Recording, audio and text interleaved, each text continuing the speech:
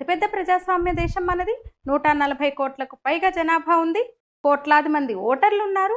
ప్రతి 5 ఏళ్లకోసారి ఇక్కడ ఎన్నికలు జరుగుతాయి.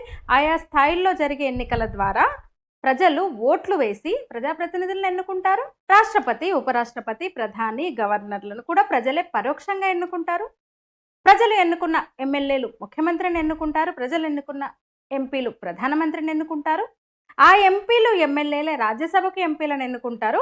వాళ్ళందరూ కలిసి రాష్ట్రపతిని ఎన్నుకుంటారు. అంటే ప్రజలు ఎన్నుకున్నట్టే రాష్ట్రపతిని. వీళ్ళందరూ కలిసి చట్టాలు చేస్తారు. అంటే పార్లమెంటు చట్టం చేస్తుంది. ఆ చట్టాలను అమలు చేయడానికి బ్యూరోక్రసీ ఉంది మనకు, శాసన వ్యవస్థ ఉంది మనకి. వాళ్ళను కూడా అవసరాన్ని బట్టి, అర్హతలు సామర్థ్యాల ఆధారంగా ఎంచుకుంటారు. మార్పులు, ఇబ్బందులు ఉంటే కోర్టుకు వెళ్తారు. అలా ప్రజాప్రతినిధులకు, బ్యూరోక్రాట్లకు వారధిగా ఉంటూ సమస్యలను పరిష్కరిస్తూ అనుమానాలను నివృత్తి చేస్తూ న్యాయ వ్యవస్థ ఉండాలి. అంతే తప్ప పార్లమెంటు కన్నా గొప్పది న్యాయ వ్యవస్థ అస్సలు కాదు.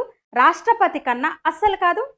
ఇక్కడ ఏ నాయకుడు ఉన్నా, ఏ పార్టీ ప్రభుత్వం ఉన్నా సరే అంతిమంగా పార్లమెంటే అత్యున్నతమైనది.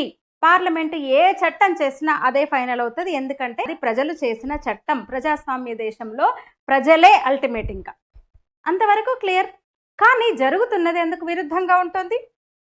రాజ్యాంగానికి లోబడే న్యాయ వ్యవస్థ, తీర్పులు, నిర్ణయాలు, వ్యాఖ్యానాలు ఉండాలి. కానీ గాడి తప్పుతోంది న్యాయ వ్యవస్థ. దీనిపై స్వయంగా ఉపరాష్ట్రపతి తీవ్ర అభ్యంతరం వ్యక్తం చేశారు. రాష్ట్రపతి, గవర్నర్లకు బిల్లులకు సంబంధించి గడువు విధించడం అందరిని విస్మయపరిచింది.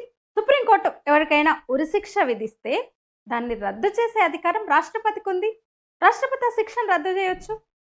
అంటే సుప్రీం నిర్ణయం కన్నా అంతిమ అధికారం, సుప్రీం పైన నిర్ణయాధికారం రాష్ట్రపతికి ఇచ్చింది మన రాజ్యాంగం.